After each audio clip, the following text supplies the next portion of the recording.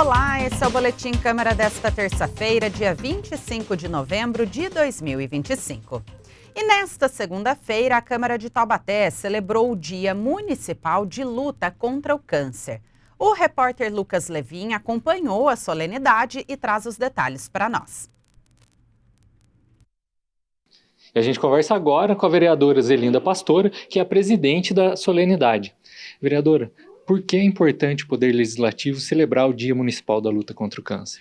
Primeiramente, essa data é tão importante. O nosso município carrega no seu calendário oficial um dia específico para esse debate. Essa causa tem força na nossa cidade. Tem muitos parlamentares aqui, colegas, que têm levado essa bandeira na nossa cidade e têm contribuído por essa luta e por essa causa. E hoje, especificamente, então, essa data que está no calendário oficial, nós paramos aqui na Câmara Municipal para discutir esse assunto e também homenagear pessoas que têm enfrentado e pessoas que têm sido agentes de transformação contra essa causa. Profissionais, vamos homenagear aqui voluntários, vamos homenagear médicos que têm dedicado a sua vida a essa luta e também vamos homenagear uma mulher que tem aí travado essa luta. E é importante ressaltar que não é fácil passar por isso, então é importante a gente homenagear sempre as pessoas que estão, né, do lado da saúde, quem passou, quem venceu essa doença, né? Só quem passou é que sabe, a família que teve uma pessoa nessa situação é que sabe o que é passar. O diagnóstico em si, quando vem a notícia, né, já é um pré-luto numa família, aquela informação, a psicologia fala que é um luto. Você digerir, você ter aquela informação e você ter essa reação à informação. Cada pessoa, cada família reage de uma maneira.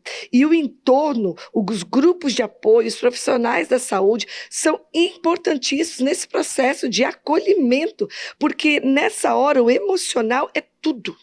O emocional nesse processo, a forma que a pessoa é acolhida, a forma que ela é direcionada, a forma que ela é assistida, faz toda a diferença no seu processo, porque a mente dela, o quanto ela confia naquele processo ou enquanto ela se entrega naquele processo, vai definir muito o resultado. Por isso, precisamos homenagear as pessoas que passam por essa luta, mas as pessoas que estão em volta, assistindo, acolhendo e apoiando quem passa por esse processo.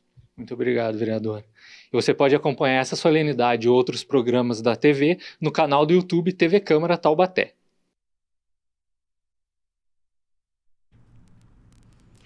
É isso, obrigada, Lucas, pelas informações, a vereadora Zelinda Pastora também pela entrevista e o vereador Moisés Pirulito foi o responsável pela saudação oficial da solenidade. Pela segunda semana consecutiva, a projeção para a inflação de 2025 no Brasil está abaixo do teto da meta.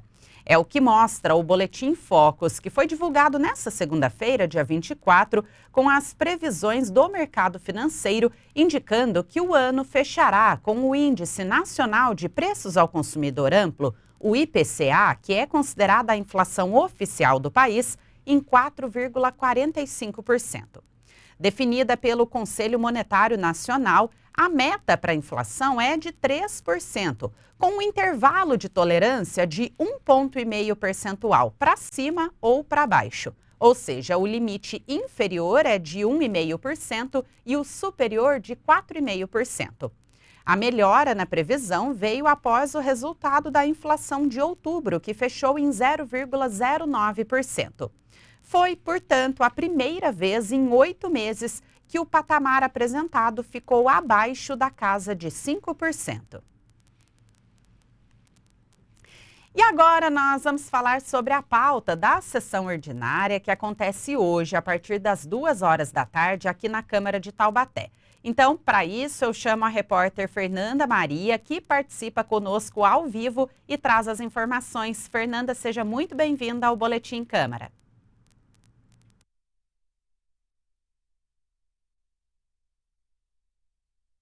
Hoje a gente está na 38ª sessão dessa legislatura, deste ano, e são 5 os itens da pauta. 3 deles estão em segunda discussão e votação, e 2 inéditos aí em primeira discussão e votação. Então, vamos começar. O item 1 é a segunda discussão e votação do projeto de lei ordinária 65 de 2025, do vereador Gessé, que denomina Vicente Santos de Moura, praça localizada na Avenida Alberto Inter de Araújo, no Jardim Oásis. O segundo item, projeto de lei ordinária 116 de 2024, do vereador João Henrique Dentinho, que denomina Cuore d'Italia, a escultura localizada no mirante da Avenida Padre Hugo Bertonazzi, o mirante da Estrada do Pinhão. O terceiro item, projeto de lei ordinária 18 de 2025, do vereador João Henrique Dentinho, que denomina Rua Odilceia Berbari Sálvia, a atual Rua 6, do loteamento Caizuca. Quarto item, aí vamos para o primeiro, em primeira discussão e votação, projeto de lei ordinária 162 de 2025, do vereador Gessé Silva, sobre a instalação, conservação, inspeção, funcionamento e fiscalização de equipamentos de transporte vertical.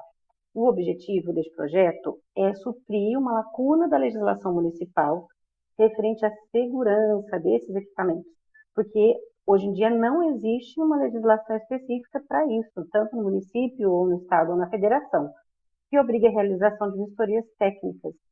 A legislação exige apenas manutenções periódicas que são realizadas pelas empresas mesmo que instalam esses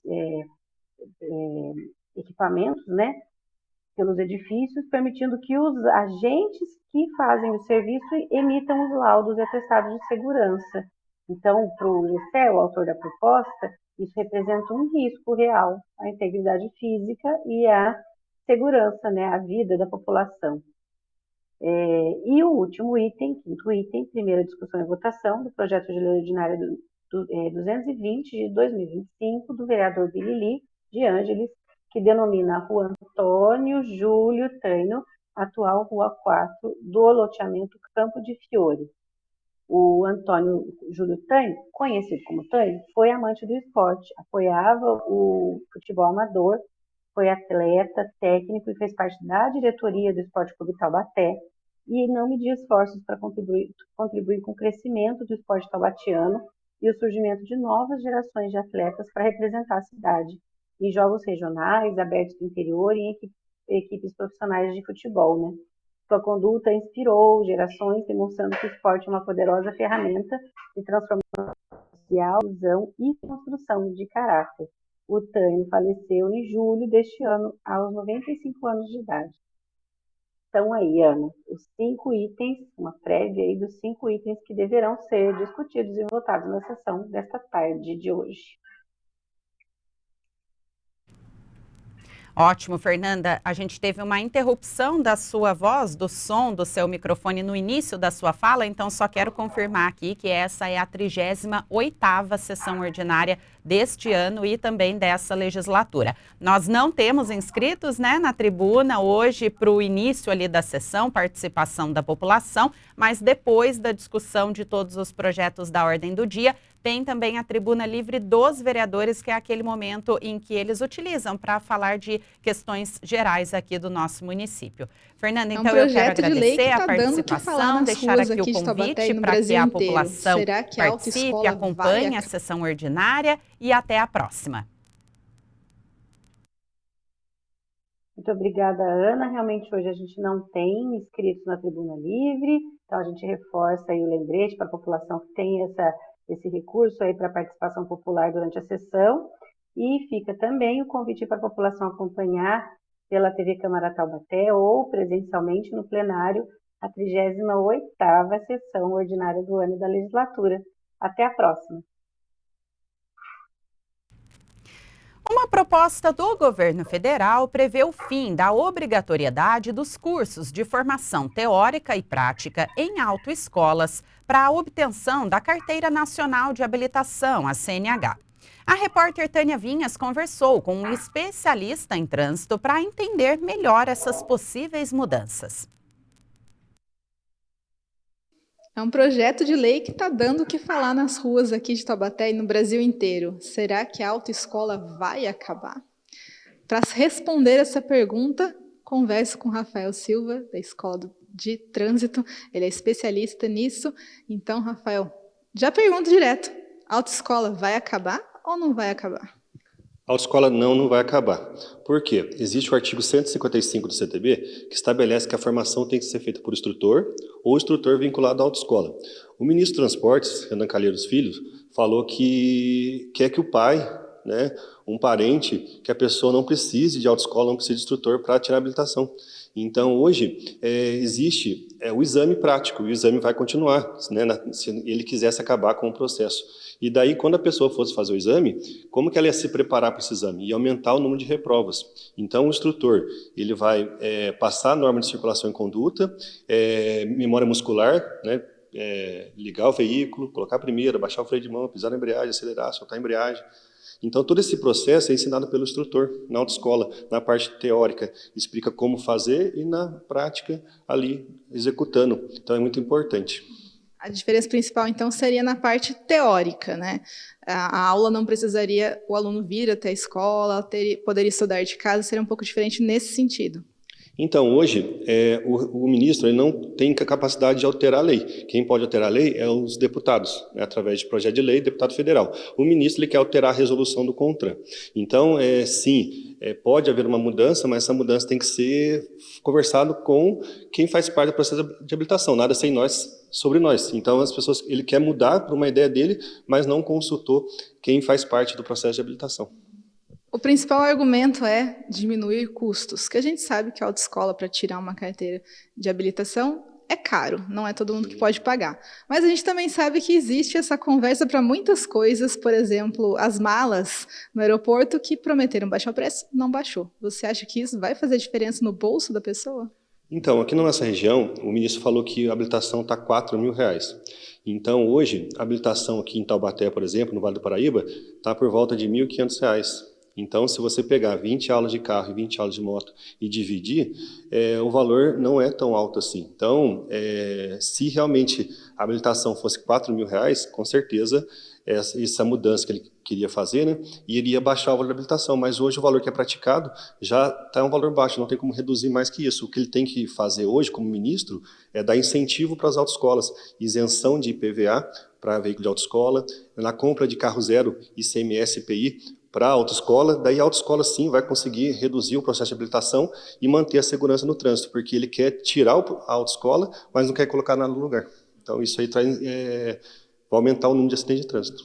E esse é um ponto muito importante, né? Dá para confiar se hoje em dia, com todos esses processos, ainda tem muito acidente de trânsito, se mudar essa resolução, essa regra, o que a gente pode esperar? Então, hoje, eu conversando com pessoas habilitadas, que tirou a habilitação lá atrás, que falou que não fez curso, eu pergunto para elas, qual que é a diferença da linha seccionada para a contínua, da branca para a amarela?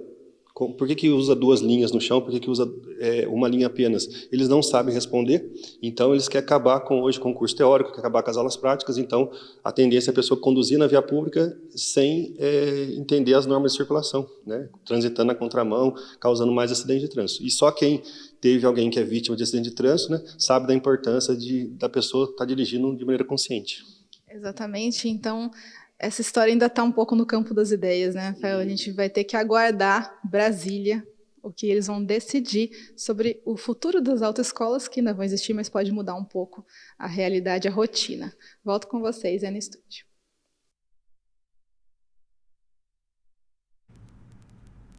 Obrigada, Tânia. O governo federal deve oficializar ainda nesse mês essas mudanças no processo de habilitação. O ponto que ainda gera debate entre os técnicos é a definição do número mínimo de aulas práticas. Inicialmente, a intenção era extinguir por completo essa obrigatoriedade, mas após uma consulta pública online, o governo passou a discutir um número mínimo para garantir a segurança no trânsito. Taubaté implantou nesta segunda-feira, dia 24, o sistema amarelo intermitente em alguns semáforos na região do bairro Independência. Esse projeto é piloto, pode ser estendido a outros equipamentos da cidade caso o resultado seja positivo. Entre meia-noite e 5 horas da manhã, os veículos que trafegam pela região poderão, com cautela e atenção, avançar os semáforos sem terem que aguardar aquele tempo entre o vermelho e o verde. O motorista deve reduzir a velocidade e avaliar se pode prosseguir, já que não há, nesses casos, preferência de nenhum dos condutores nos cruzamentos. A orientação é dar preferência ao motorista que já trafega pela via principal. A Secretaria de Mobilidade Urbana já possui estudos para ampliação do sistema para outros pontos aqui do município, como a região central e outros locais já pré-definidos. De acordo com a Prefeitura, a medida será adotada de modo a prevenir ocorrências relacionadas à segurança pública. A Defesa Civil de Taubaté recebeu um novo kit de equipamentos do governo estadual para reforçar as condições de trabalho durante o período de chuvas intensas. Eu chamo mais uma vez a repórter Tânia Vinhas, que traz as informações sobre o assunto. É isso mesmo, tem capacete, tem capa, tem bota, tem muito equipamento novo aqui para a Defesa Civil de Taubaté, então eu vim conversar com o agente Douglas Carvalho, que esteve presente nesse evento, que não foi só entrega de uma caixa, né, Douglas? Teve muita conversa, teve orientação. Conta um pouco para a gente, então, como foi esses 2 dias de encontro da Defesa Civil do estado inteiro. É isso mesmo, Tânia. Nós nos reunimos com várias outras coordenadorias do estado de São Paulo, na cidade de Campos do Jordão, durante 2 dias, onde aprendemos muito, conseguimos aprimorar aquilo que a gente já aplica no dia a dia na cidade de Taubaté. Tivemos visita em campo, fizemos uma vistoria lá em uma situação de risco lá, para a gente conseguir entrar num consenso de qual seria a melhor saída naquela situação. Foi muito gratificante poder participar lá. Tivemos palestra com a Congás, com a EDP, com a coordenadoria, né, estadual, aí, a Defesa Civil do Estado. E de brinde ainda veio, além do conhecimento, todos esses kits aí que vão fortalecer muito o nosso trabalho aqui na cidade. E esse kit, então, como a gente disse, ele é focado realmente para as enchentes, para as chuvas de verão. Aqui para Taubaté a gente espera o quê desse período de chuvas? Quais são os principais pontos de atenção? Exato, é um kit bem focado no combate aí, às prevenções, né, e as atuações durante os desastres que podem acontecer na nossa cidade e as previsões, de acordo com esse treinamento que a gente teve lá, as previsões aí dos especialistas, é que a gente está num momento neutro, mas provavelmente ali, a partir de janeiro, um fenômeno, né, conhecido como Lanínia vai começar a se agravar um pouco mais aí, e é bem provável que a nossa região seja muito afetada pelas chuvas. Teremos, então, risco de alagamentos, enchentes, algum deslizamento?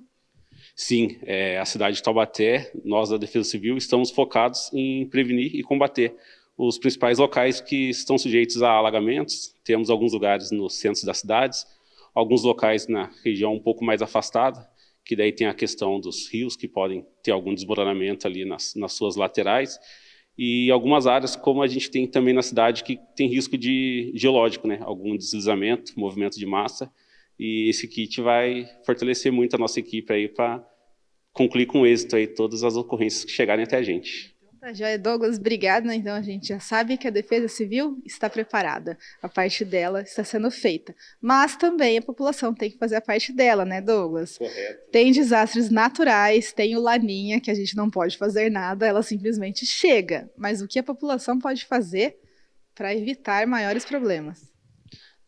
Um dos principais, né, que a gente precisa se atentar no centro da cidade, em toda a cidade, mas principalmente evitar jogar lixo na rua, porque a gente trabalha, né, arduamente ali para tentar manter o nosso sistema de drenagem aí funcionando corretamente e com eficiência, e para evitar, né, alagamentos aí no centro da cidade, evitar jogar lixos, e para a população, sempre que se deparar com algum local que esteja com alagamento ali, ao ponto que você não consegue enxergar o solo, você enxerga só água, não tentar passar, né? A gente procurar um local bem alto, um local bem seguro, não ficar embaixo de poste, embaixo de árvores, aqueles cuidados que a gente fala todo ano, mas é sempre bom revisar para evitar esse tipo de incidentes.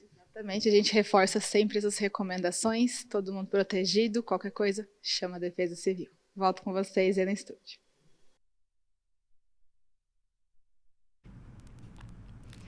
É isso, Tânia. Inclusive, são dicas que a gente sempre traz aqui no Boletim Câmara, como orientações que a própria Defesa Civil nos passa. E é sempre importante lembrar que, em caso de emergências como desabamentos, inundações, deslizamentos, quedas de árvores ou sinais de risco em edificações, o número de telefone da Defesa Civil é o 199.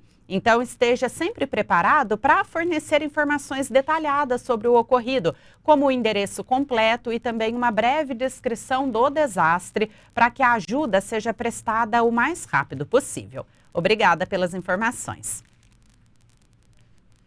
E assim nós encerramos o Boletim Câmara de hoje. Essa foi a edição desta terça-feira, dia 25 de novembro. Outras notícias você confere em nosso site, que é o câmarataubaté.sp.gov.br.